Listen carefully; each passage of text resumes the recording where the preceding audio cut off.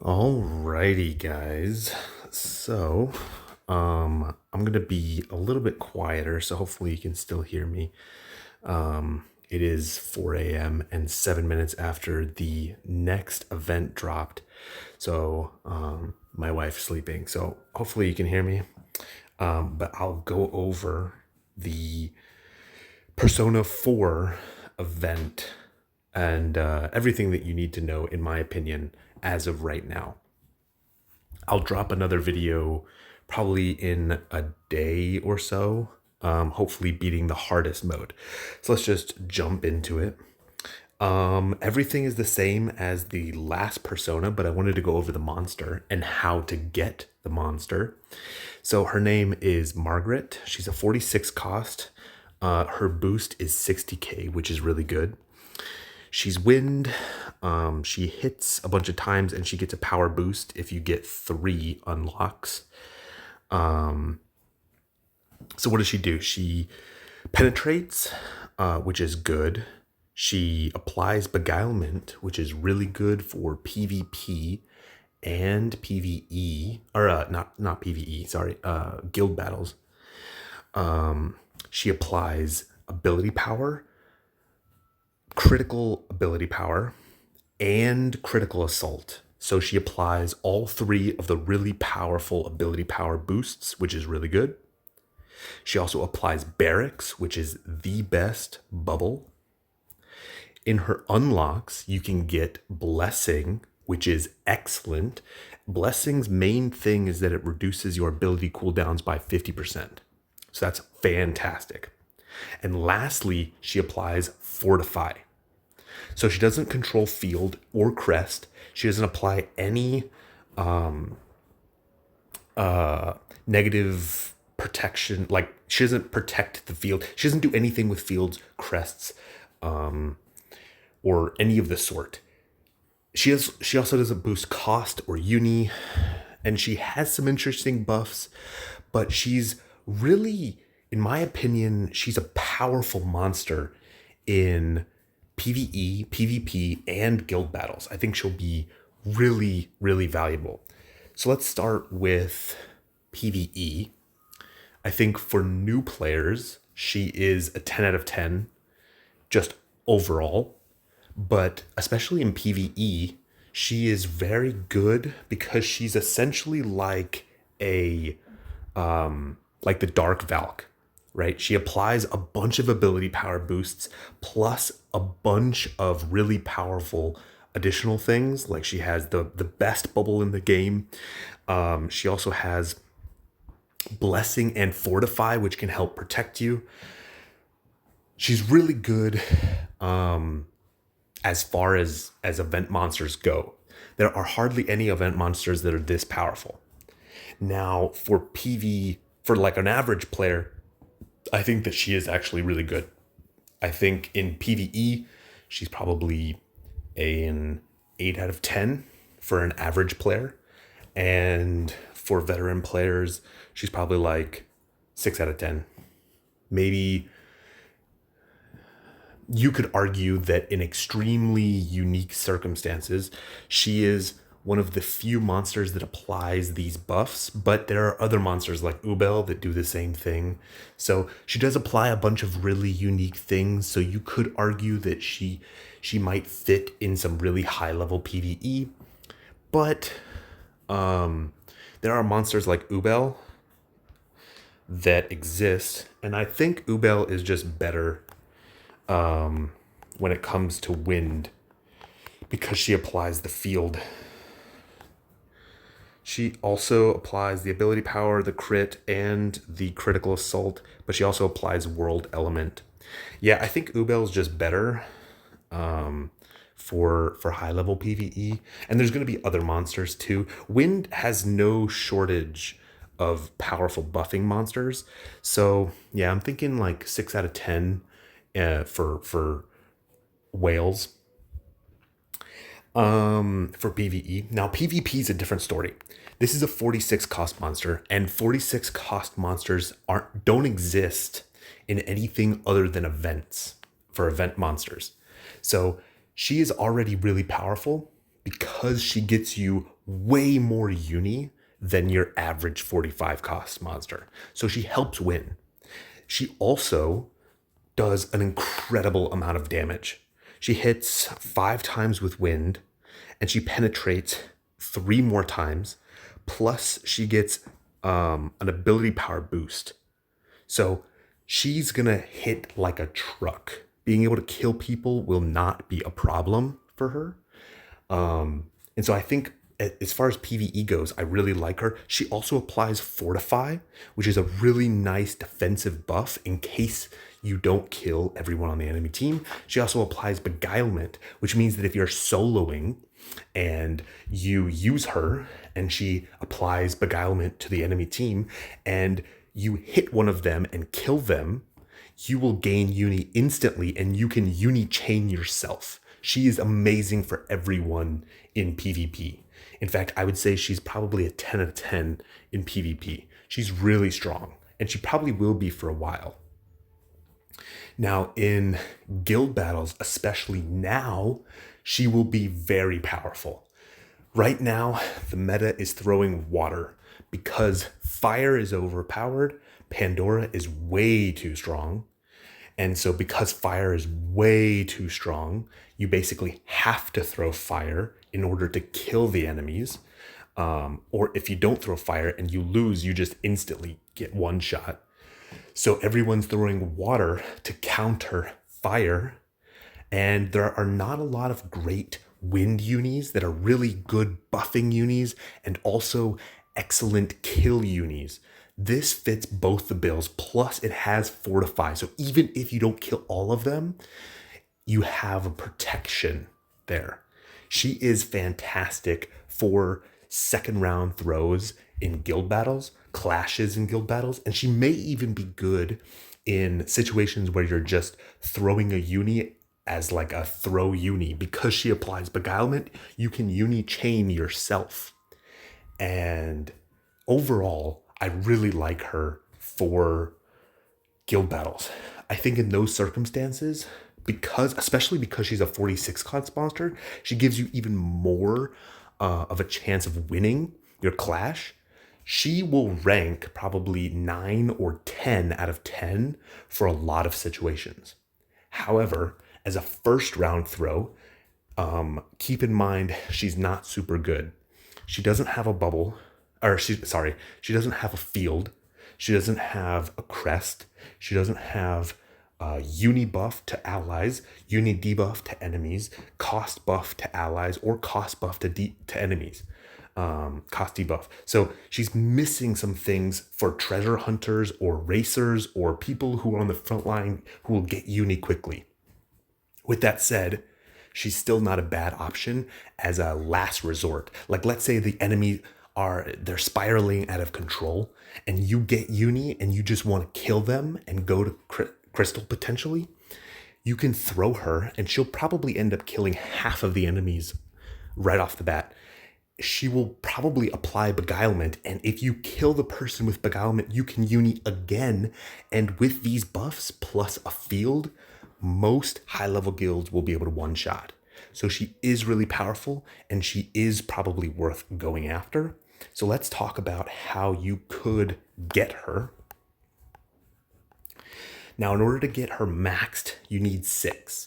So you have to be top 150, top 1 to 50, or top 50 to 200. Anything other than that, and you're going to miss out on Fortify, which is quite vital in PvP and guild battles. So just keep that in mind. You will want to be top 200 for this event if you want this monster. Now, let's talk about Narukami. He is a pretty standard light buffing monsters. There are a lot of these light buff monsters that apply 200% buff. So this is like nothing, in my opinion. This is a non thing. He applies Overcast. Overcast is quite powerful. The main thing that's really good about Overcast is it gives you time extend. Time extend, there are not a lot of things that give time extend, and being able to extend buffs is really nice, especially for things like Mobius and for really difficult quests. I think that Overcast is really powerful. Again, we have a new Spirit's Crest. We have Light Spirit's Crest. So it's basically the same thing. Now, keep in mind, Light Spirit's Crest is going to be weaker, like Light, Dark, and Star Spirit's Crest are going to be weaker than Time, Fire, Water, Wind. And that is because a team takes into account the fact that two elements beat certain elements, right? So, like, light and dark both beat time. And so, if you're stacking elemental advantage, you can get like 160 elemental advantage against time with a combination of light and dark. But you can't get 160 with fire, water, wind because you can't dual element. There's missing elements there, and that comes from your weapons primarily. So when you have, for example, if I have like this weapon here, it gives me, so I can do light, dark, and star, and it gives me +5 element. From this one weapon, I'm getting 7 total element. When I do the same thing with a fire, water, wind, or time, I'm getting less element. So keep in mind that when you see buffs like 40 element for light, dark, and star advantages, you're gonna see less damage from those elemental advantages because they keep into account that most people aren't going to be able to get, or will be able to stack higher elemental advantage. So just keep that in mind. But I think it's good. There are lots of dark events. Now, Ambush is quite powerful. Out of all of the bubbles, it is probably second or third most powerful. I think it's probably second most powerful just for the fact that you can spam the most powerful abilities in the game. And so Ambush is good. Now, the Awakenings, 50k, rejection resistance is really nice. Light defense by only 1,000. Keep in mind, 1,000 will give you uni defense against dark and time. So you're getting a total of about 2,000. So that's good. But I won't lie when I say it's a little bit disappointing. Just a tad bit disappointing. And then Twilight. Twilight's interesting. I don't know how I feel about Twilight on this monster, because Twilight really isn't super powerful in PvE, and this is a PvE monster. Light Spirit Crest doesn't do anything for PvP or guild battles, really. I mean, it does give you personally some stats, but that's it. And it also steals the enemy crest. So if the enemy has a crest, it can steal it. But at that point, you might as well have a better crest. As far as a PvE monster goes, this is actually quite a strong PvE monster. The Overcast is really powerful. The Light Spirit's Crest is going to be the only Spirit's Crest for a while. I'd bet money that for the next 6 months, there will not be any more Light Spirit's Crest. So just keep that in mind.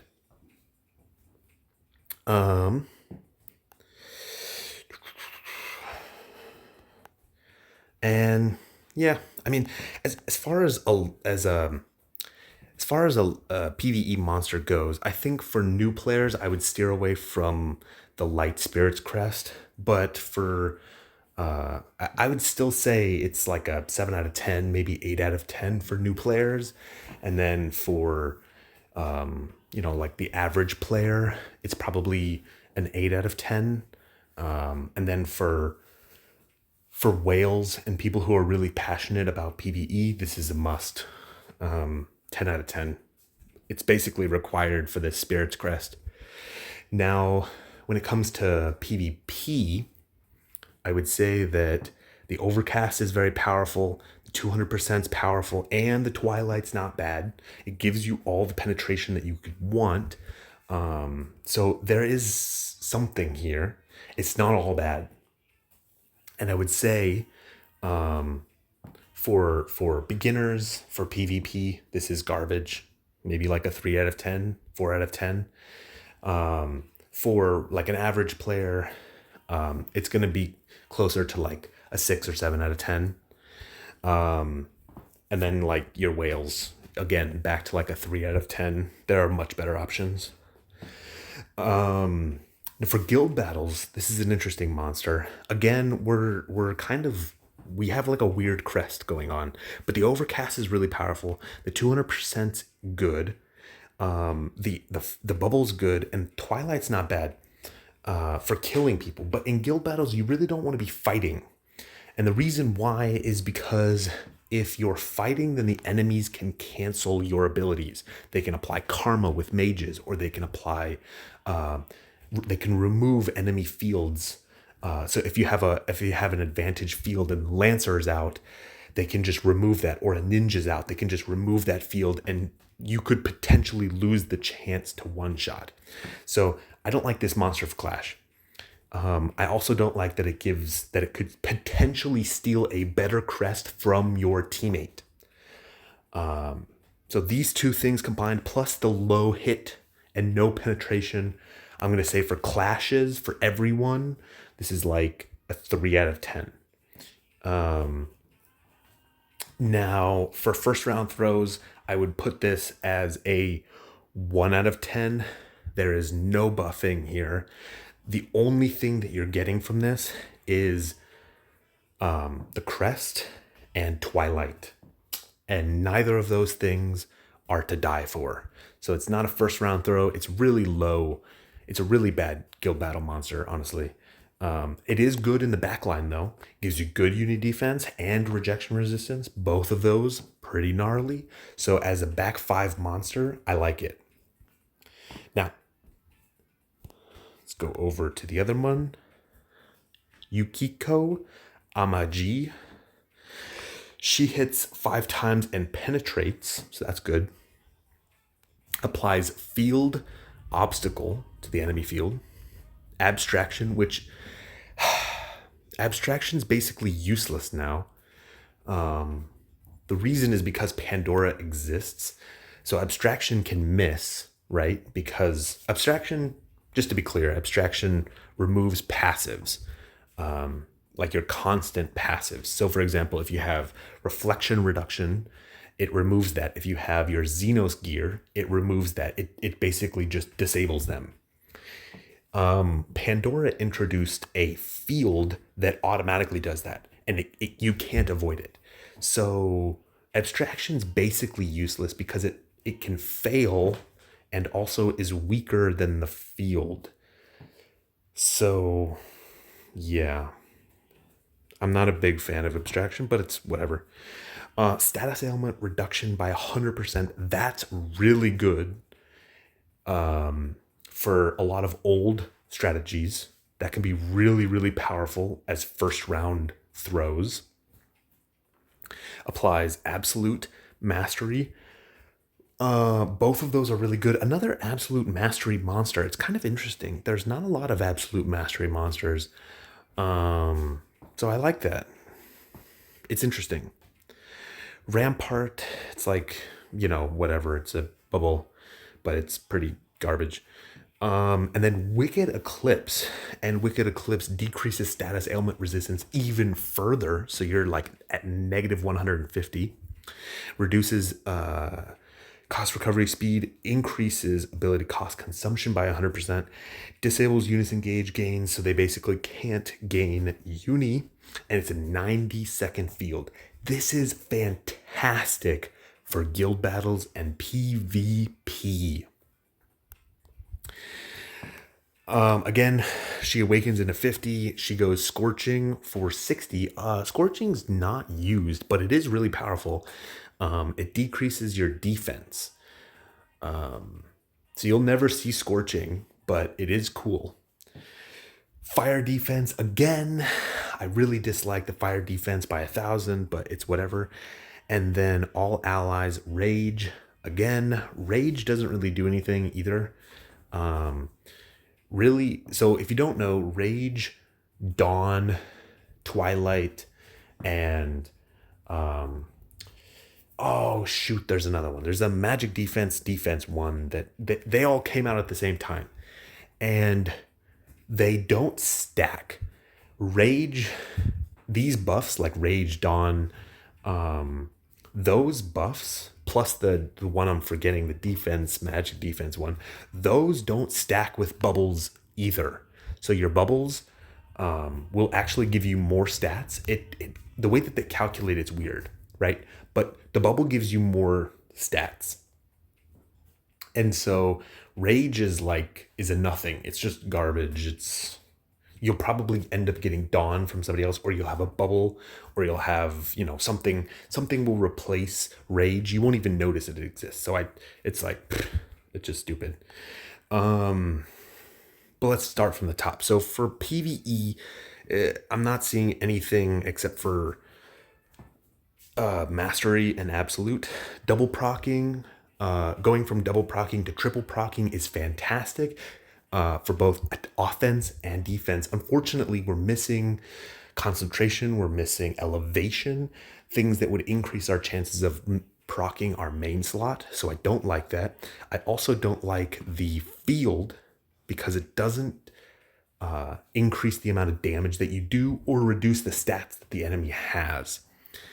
There's also nothing else here. I mean, like the bubble's bad, abstraction and status ailment is nothing, and then rage is also nothing. So you're basically just using this monster for absolute and mastery, which is an interesting combination.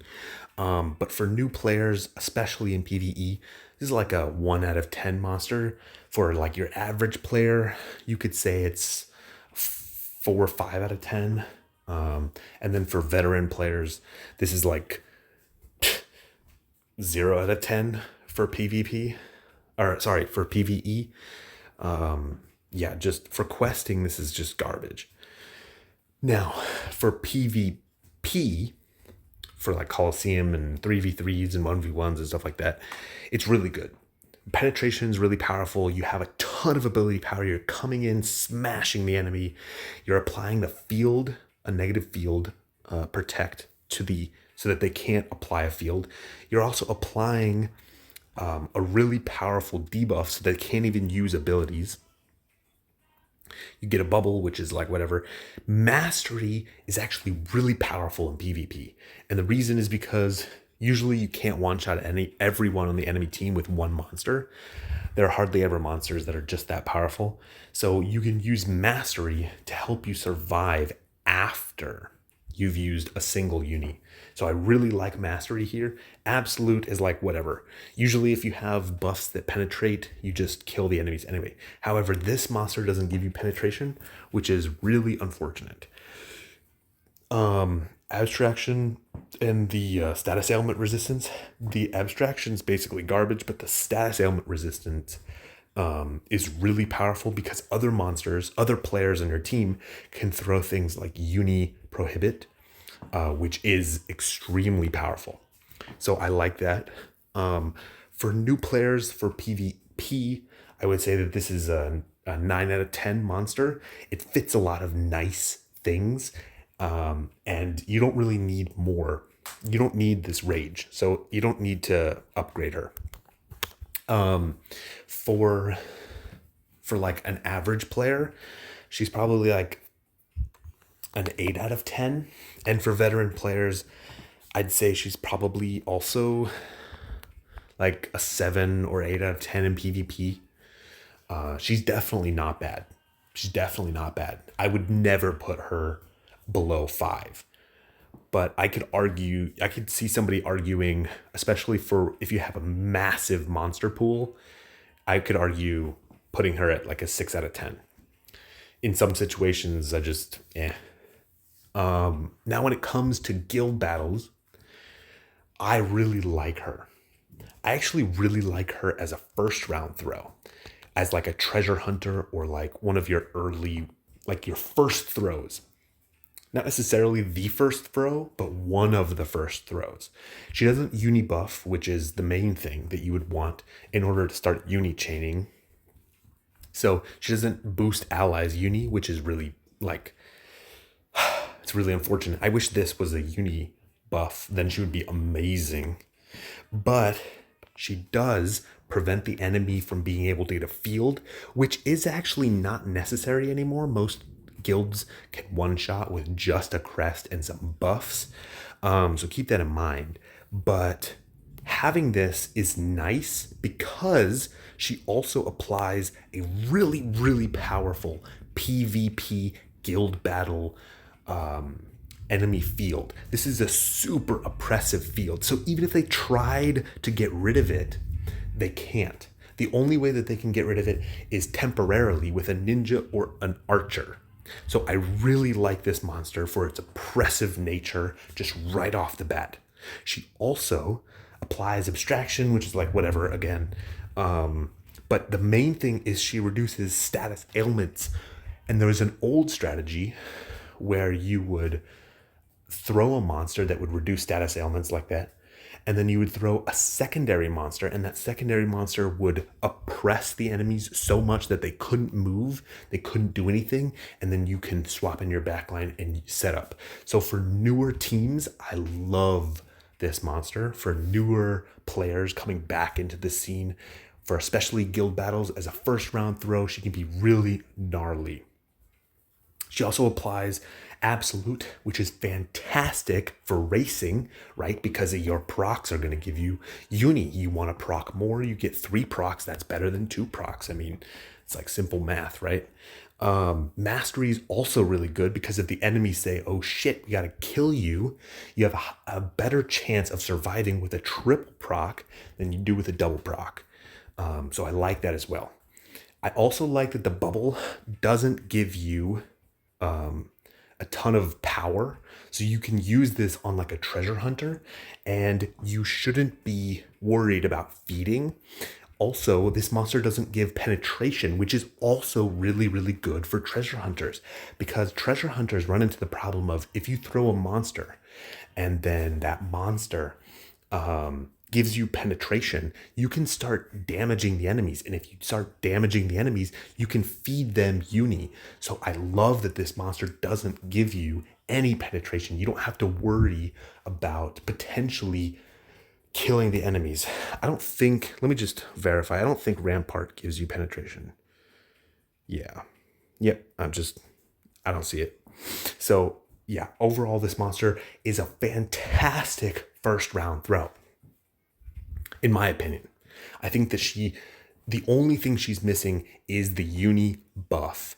And even then, I think she's not bad. For first round throws, for new players and free to play players, I think she's a 9 out of 10. She gets you on the right track and she can help your team build. That is super important. For like veteran players, she's probably a 7 or an 8 out of 10. Just because you have a super massive monster box, you'll probably be able to get powerful unis. There are other ones, I don't have them, but there's a light monster that's really powerful. She's just missing a uni buff. That's all she's missing, but I like everything else. Now, when it comes to second round throws and like super worried throws, so you just like throw like a panic throw, she's not bad. Be aware that you'll probably end up killing people, so that's not good in some situations. So just be aware you could just kill all the enemies if you have way too much attack or magic attack. I also like that she applies the status ailment resistance. I talked about this before, but being able to status ailment resistance them, plus this one gives you additional status ailment resistance, the Wicked Eclipse, so you have a better chance of landing things like Prohibit Uni. I think she's a really nice throw overall for second round clash or for like a panic throw. She doesn't give you enough buffs to justify a really strong panic throw. I'd say for everyone, she's like a 4 out of 10 for a panic throw. But for a second round clash, she's not bad. Now, I'm gonna dock her some points. I'm gonna tell you my original opinion, and then I'm gonna explain why I dock her points. Okay, so in an average world, for a free-to-play player or a new player, for a second round throw, she's probably 9 out of 10. Because most free-to-play players aren't going to be able to one-shot, being able to apply an enemy field that increases your chances, and then if you throw multiple unis that that prohibit uni, you don't even need to kill them. So in a nice perfect world for free to play players, if you have a little bit of a monster box with your allies and you can like work as a team, she's like a 9 out of 10. I think she has nice flexibility, plus she can kill on her own, right? For veteran players, I would argue that maybe she's a 7 out of 10. Pandora is just way too powerful. And that's why I'm docking her points in reality. In reality, she's probably like a 5 out of 10 in both. And the reason is because Pandora is just so oppressive. Everyone's throwing water. Water is just awful. And so because everyone's throwing water, throwing fire, anything other than Pandora as fire is bad news. And right now the meta is just Pandora, Pandora, Pandora. It's just 90% of my guild battles will have 2 or more Pandoras. It's just so oppressive. Water is everywhere, and it makes fire super weak right now. Water is just super powerful, and unfortunately, I would not throw this monster ever right now because it's not a Pandora. So, yeah, that's the reality right now. Yeah, that's just for people who have been around a lot, for your longtime players, she's not a Pandora, so you can't really use her in a clash. And that is pretty much all the other monsters. Now the weapons are the same. They're going to be Shuddering Lance and I forgot, and Intercepting Armor. If I remember correctly, these are the exact same ones as before, and both of them are quite good for the future. So, yeah. Shuddering and Interception. Yep. So, is this worth it? Now, I'm going to... there's one more thing I wanted to talk about. There is a package. You can spend $75 and get a guaranteed collab monster. If you're wanting to get the monsters, I would recommend here. And I would also recommend for whales and dolphins to at least spawn once, because the first spawn is 15 gems. So it's a little bit cheaper. And this spawn, you can actually calculate how expensive this spawn will be. I believe it is like 735 gems. Ooh, okay. Not the one that I wanted, but she's not bad. It's like 730 gems to get the guaranteed, right? Because it is, let's see, you have to do 250, so 25 times 3, that is 50, 75 minus... So 750 gems minus the 15 gems for like the 50% off of the first. Yeah, so 735 gems to get the scroll, and you can calculate to get the just to get the character. But probably worth it to spawn at least once, like I just showed. And yeah, well, I'll leave you with see what stats I got on her. Ooh, attack and defense. It's okay. It's like whatever. It's mid. All right. Well, I'll catch you guys later.